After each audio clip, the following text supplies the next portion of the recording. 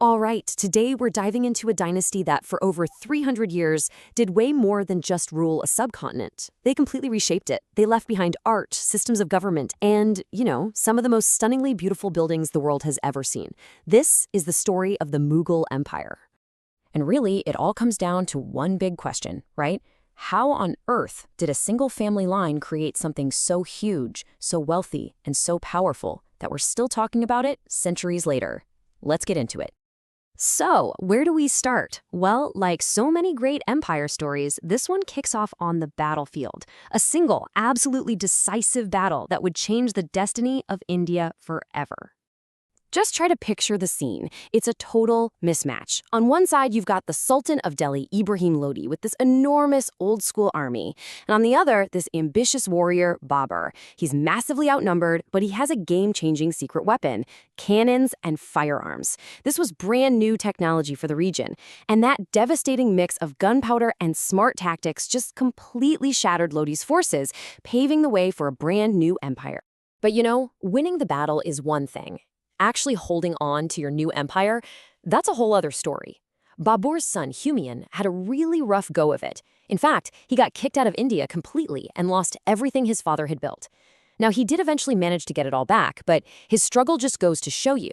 This new Mughal Empire was shaky, it was fragile. It almost didn't make it.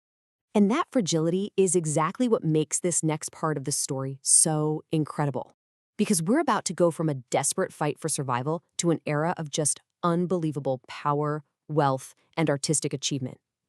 Welcome to the Mughal Golden Age. 13. What's so special about that number? Well, it's pretty much the key to understanding how this shaky little kingdom transformed into a global superpower. Because that's how old the next emperor, Akbar, was when he inherited the throne. A teenager. Can you imagine a kid in charge of this volatile empire? And yet, this is the guy who would become known as Akbar the Great, the true architect of the entire Mughal state. So, how did a teenager pull this off? Honestly, it came down to pure organizational genius. He created this system called the Mansabdari system.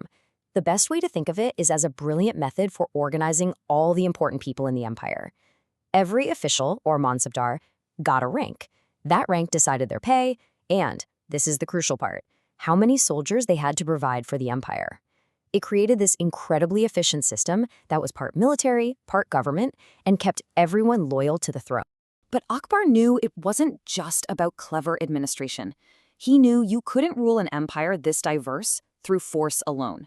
So he became a unifier. He pushed for religious tolerance, he got rid of a really unpopular tax on non-Muslims, and he used marriage to build alliances with powerful local rulers instead of making enemies.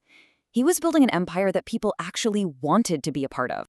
Akbar's super long and stable reign basically set the perfect stage for the next few generations. His son Jahangir, with a lot of help from his brilliant wife Noor Jahan, kept things running smoothly. And then came his grandson, Shah Jahan, who took all that wealth and stability and just cranked the splendor up to 11. This was the peak. Yeah, when you think of the Mughals, these are the images that probably pop into your head. Shah Jahan was obsessed with building. He poured the empire's money into these incredible structures, mixing Persian, Islamic, and Indian styles to create symbols of power and love that literally take your breath away. But, and this is a big but, all this jaw-dropping beauty came with a massive price tag that put a huge strain on the empire's finances. And that strain brings us to the final act of our story. A moment when, if you looked at a map, the empire was bigger and more powerful than ever. But underneath the surface, deep cracks were starting to form. The emperor at this time was Aurangzeb, and he is one of the most complicated and controversial figures in all of Indian history. On one hand, he was a military mastermind who stretched the empire to its absolute maximum size. But on the other hand, he completely undid Akbar's policies of tolerance, which angered huge groups of people and led to constant draining rebellion. So how did this whole massive thing fall apart? Well, you can kind of see it as a three-step process. First, all those wars Aurangzeb fought just bled the treasury dry. Step 2, after he died, his sons immediately started fighting each other for the throne, which made the central government incredibly weak. And that led to step 3. With no strong leader, the regional governors and nobles basically started doing their own thing, and the empire just fractured from the inside out. But here's the thing.